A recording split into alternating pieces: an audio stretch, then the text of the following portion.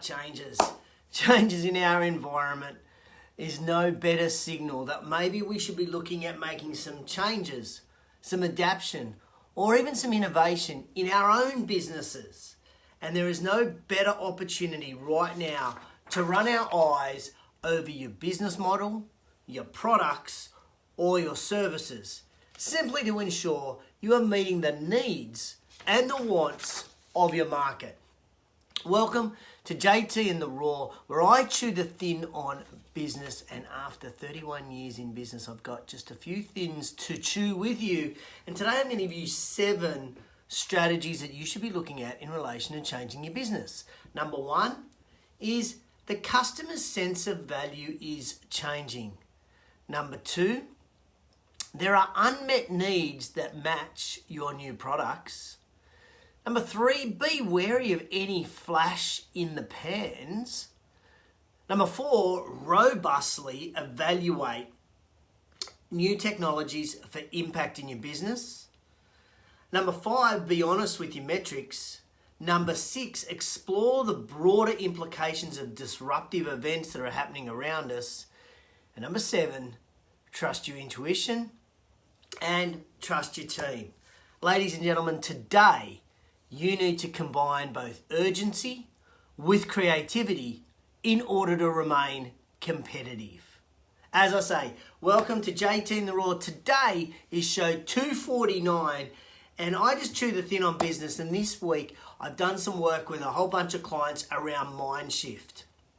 I shared a great video that morning, Alicia, that we had at Rex Roundtables on changing minds, mind shift. It's an American video full of great clips, inspiring and motivational comments. If you want a link to that video, just put mind in the comments below, M-I-N-D, whether you're watching live or on replay, put mind in the comments below and I'll send you a link to watch this video. Some people it's going to really pop for, others are going, oh yeah. But it is very inspiring, very motivating. And what it made me start to think about is a shift in how we think about our business. And so I went off and did some exploring for you guys today on JTInTheRaw. And as I say, these are 7 strategies that I found and I really liked. They resonated for me, and I think they're going to resonate for you regardless of whatever business you're in. If you're a leader, if you're in a team, a department that you're the head of, this will resonate for you. And there is no better opportunity right now to start evaluating and start looking at what you're doing. So number one, not 11, number 1. The customer's sense of value is changing. More and more of our customers now look for a great total experience. Not just the sales process, not just the delivery. They look at the entire experience that they receive. So this includes the selection of products, the ease of return, the ease of refund, friendly support, versus just low-cost transactions.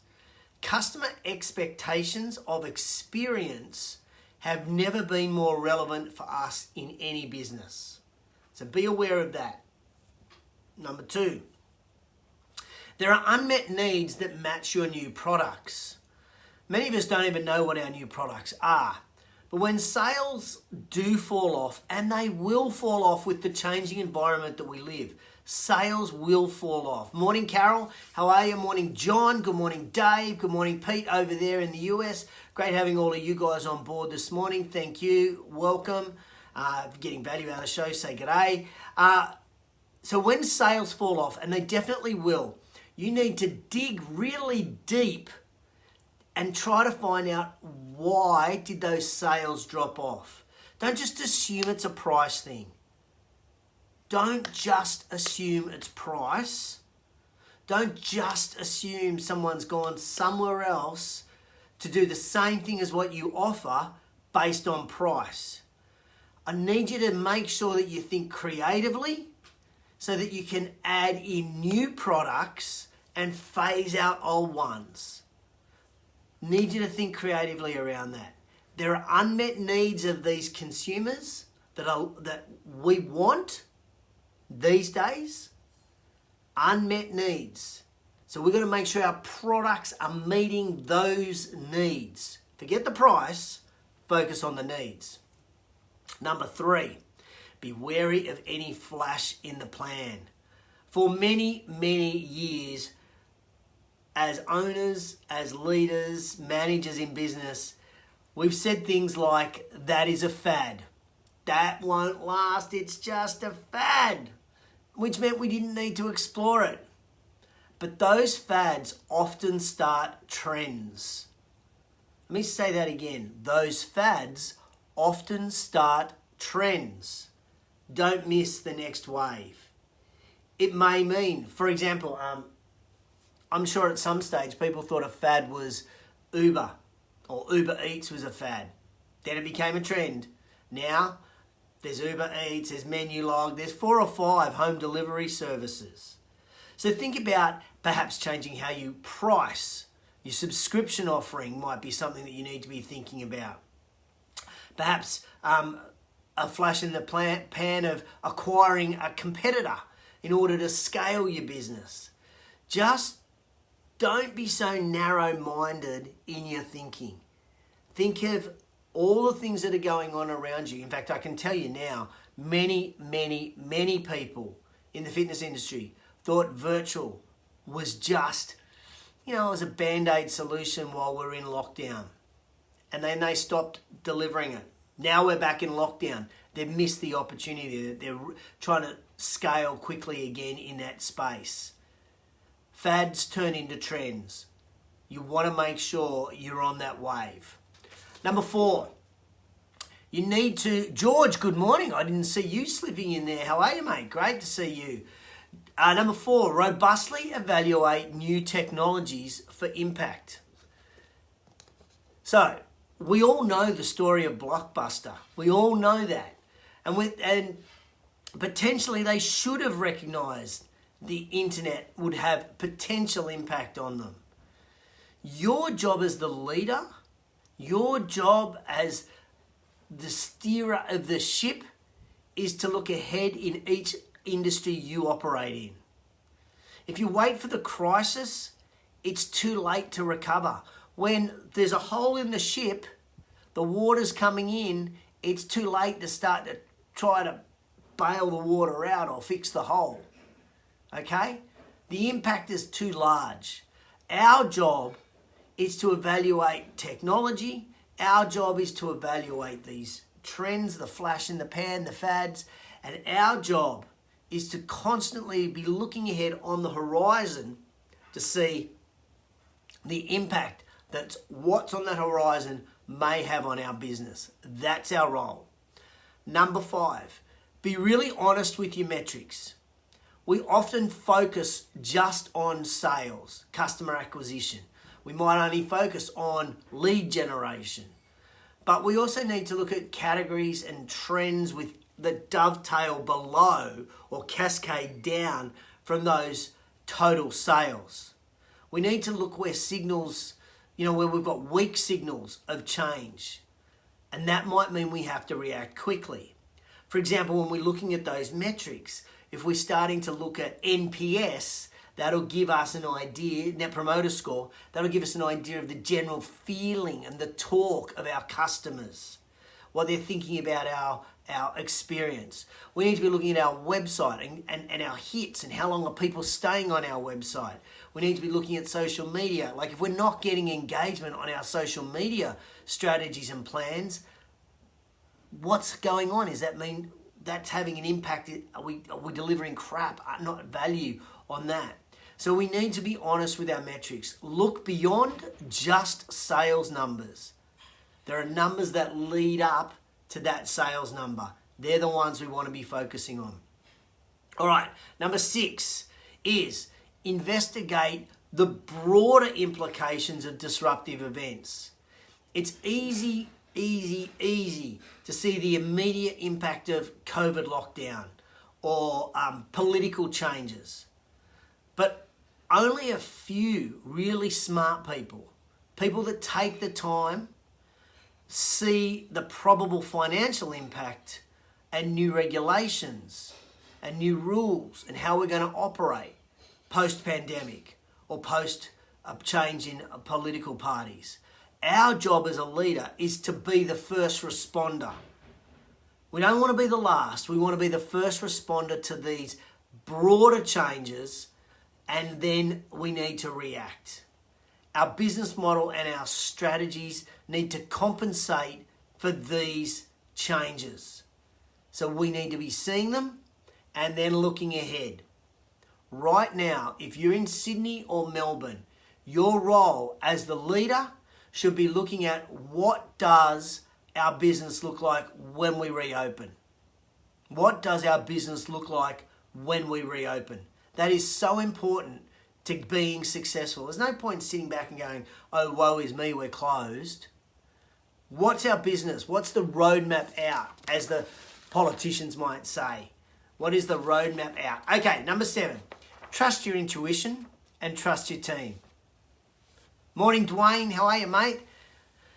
As an experienced leader, as an experienced professional in your business, in your category, in what you do, you should realize that running the business is way more than just the data. The data, yes, gives us the heartbeat. But sometimes your premonitions, your gut feel, your intuition is real. Especially if it's backed up by your team or even the customer telling you you are right. More important than reading the market is responding to the market in this timely and competitive fashion. So trust your intuition. Trust what you can see. Trust what you can just feel around you. More important than reading the market is that timely response and that competitive response. I hope those 8 strategies help. If they did and you're watching live or on replay, just hit me up with a love heart right now. Just tell me, yeah, these resonated. Even put in 1 through to 7, one of those 7 that actually popped for you and would add value to what you should be doing right now in your business. But now is the time to take a really serious, deep, hard look at your own operation, how you're working your own business. Because if you aren't identifying signals of change in your weekly strategy sessions, or if you're not making those changes kind of equally as often as you should be, you could be losing ground around. Oh, Summer, number 7. I like it. Caitlin, good morning. Feels like I've just only left talking to you, Caitlin. How are you? So thanks, Summer, for putting in number 7 there. So if you're not making those changes, you're likely to lose ground on your competitors. You're likely to lose ground on long-term success. You're likely to gain ground on potential failure. So remember, you need to combine both urgency and creativity in the world that we now live in the market that we now live in. So just one final time, those 7 different strategies to think about. The customer's sense of value is changing. There are unmet needs that match your new products that you don't even know you're about to release. Be wary of those flash in the pans. Robustly evaluate technology that's out there for impact on your business. Be honest with your metrics. Explore the broader implications of all of the disruptive events that are occurring around you. And number 7, trust your intuition and your team. Thanks, Summer, for sharing yours, being number 7. If one of those really resonate for you, love to know in the comments what you think. So I really feel for everybody in business in Victoria and New South Wales, here in Australia. For those overseas, we're in lockdown, stay-at-home orders. I feel for you. If there's anything I can do for you while you're in this state, please feel free to reach out. I'm more than happy to have a chat. Thanks, Carol. Number 6, the broader implications. Great. Thank you for sharing. please reach out. More than happy to have conversations with you, and whether that's career advice, whether that's business advice, or whether that's just letting you have a whinge and bitch about the government, then I'm happy for you to unload on me if that will help you get better focus on moving forward. Remember, we want to be focusing now on what our business looks like when we reopen. That has to be our goal. Thanks, ladies and gentlemen. I really appreciate you jumping into JTInTheRaw. If you got any value out of the show, please hit me with a love heart. Hit the share button if you think any of these 7 strategies would help anybody you know who lead a team or run a business. And I will catch you on the flip side.